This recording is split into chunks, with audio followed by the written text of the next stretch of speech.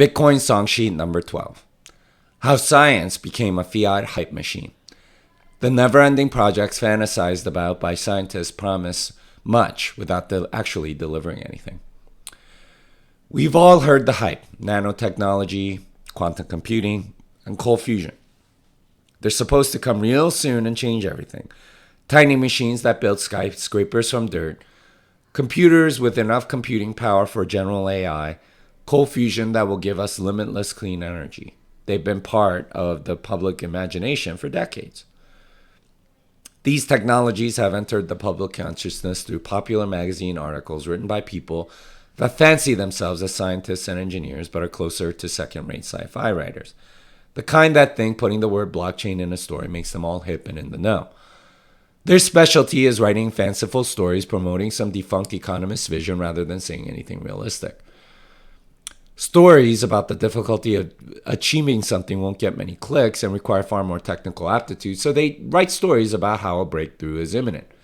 Not coincidentally, there's usually some call to action about how we must do something, like fund some agency or invest in a company or cancel critics. It's suspiciously like an altcoin marketing scheme where much is promised and little is delivered. Promises, predictions, and credit. That similarity between altcoins and these hype technologies is not a coincidence.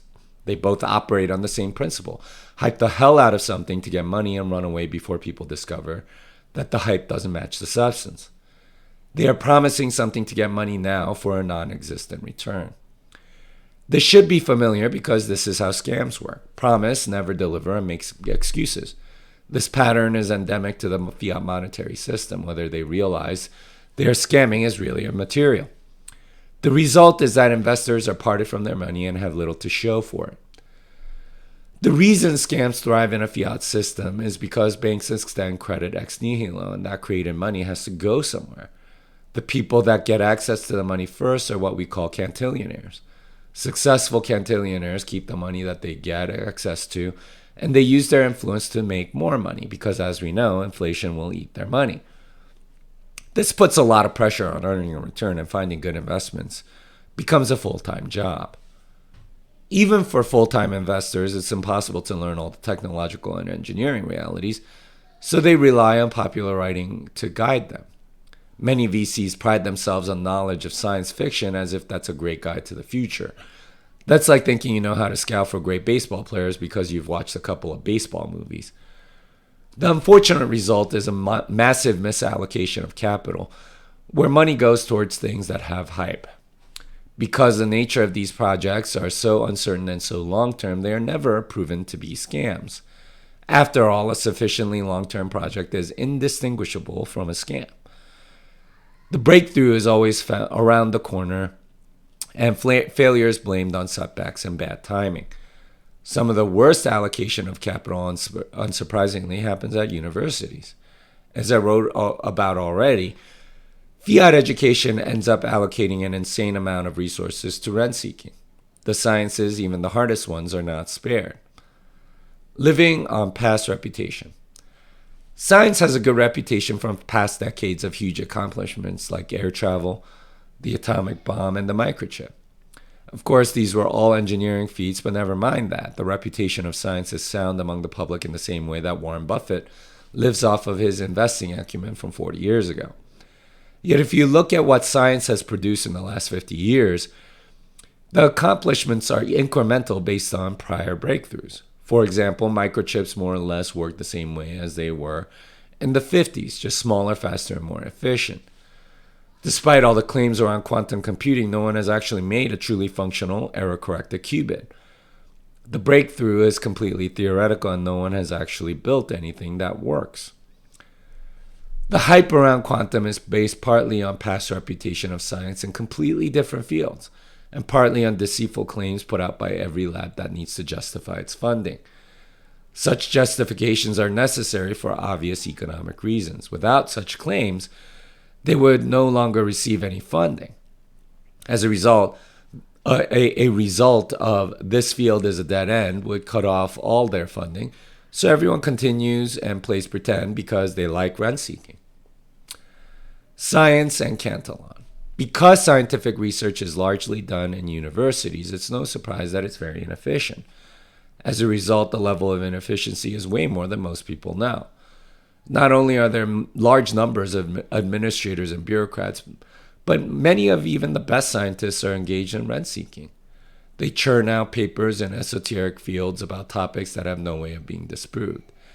It's very difficult to prove something can't be done, and as I stated above, even if there were, it would likely not see the light of day, so research and investment continue. Think about it. When's the last time a hype technology was killed outright? They're like altcoins. They die slowly and with a whimper as popularity wanes over a long period of time. Many of these theoretical constructs assume all sorts of devices which we have no clue how to build and are all circle jerks.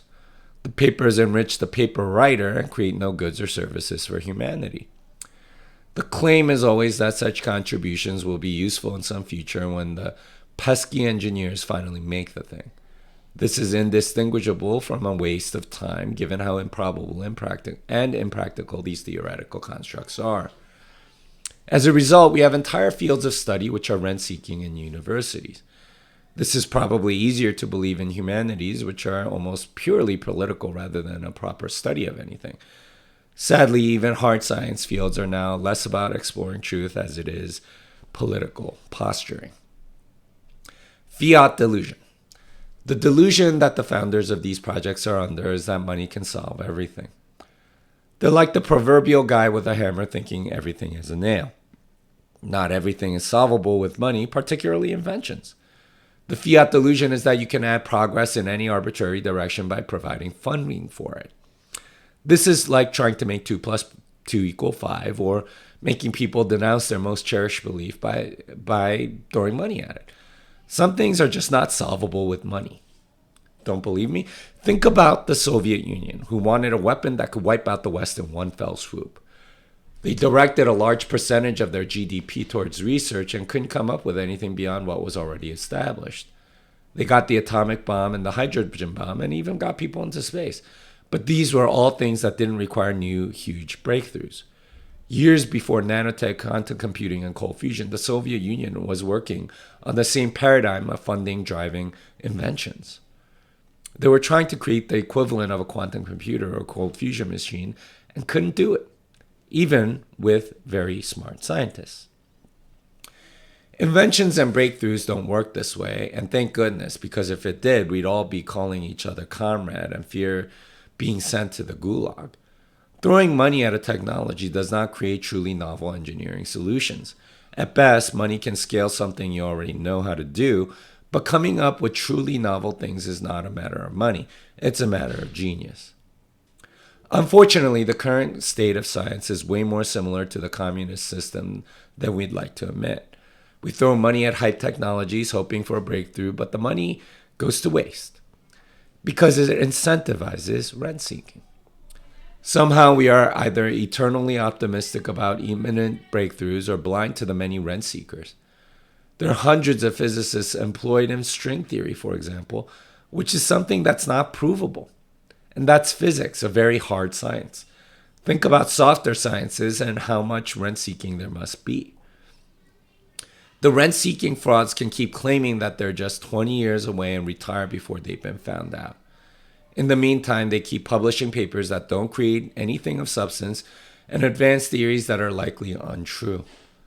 Altcoiners couldn't dream of such a good racket. Engineering is greater than science. The real breakthroughs almost always come through experimentation, not through theory. Academics put angels on the head of a pin through theory, as increasingly their elaborate theories lack testability.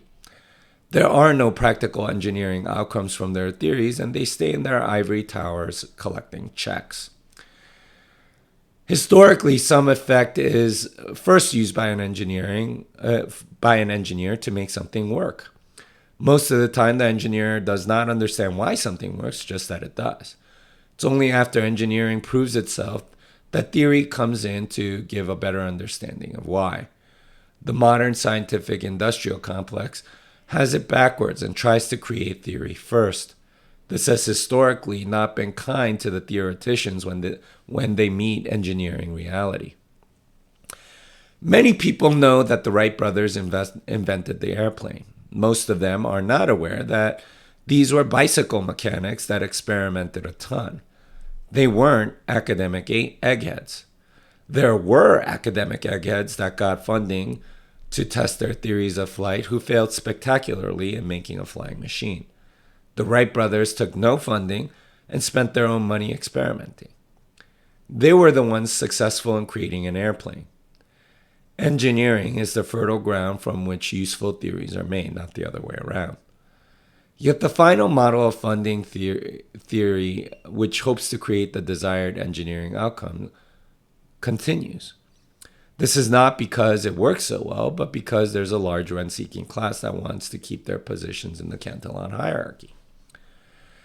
Fiat science. Fiat science works from hype, like the futurist writers mentioned earlier. They imagine futures which have little basis in reality, that is, experimentation. In my field of software, this is called vaporware. Vaporware is non-existent software, and they are promises without any results. Vaporware is always 6 months away. They just have to get X fixed or implement some new exciting feature Y or redo the architecture for some critical reason. They just never ship. We call it vaporware because we never see evidence that the product works, and fiat science is the same way. The breakthroughs always seem to be around the corner. Or there are claimed breakthroughs, just no actual products or real-world evidence of those breakthroughs until sometime in the future. Fiat science never ships. I'm sure somebody will read this article and send me some quantum computing breakthrough from some institution saying they've made something useful. But let me tell you, vaporware is famous for demos. In software, if it doesn't ship, it doesn't exist. And demos or partial results or whatever don't count. Trusted third parties. Science has become a trusted third party. They haven't had to ship and they operate as a monopoly. So they haven't had to deliver anything. Worse, because they can assume away any parts they can't figure out, they dismiss critical components as engineering problems and keep it at the theoretical level.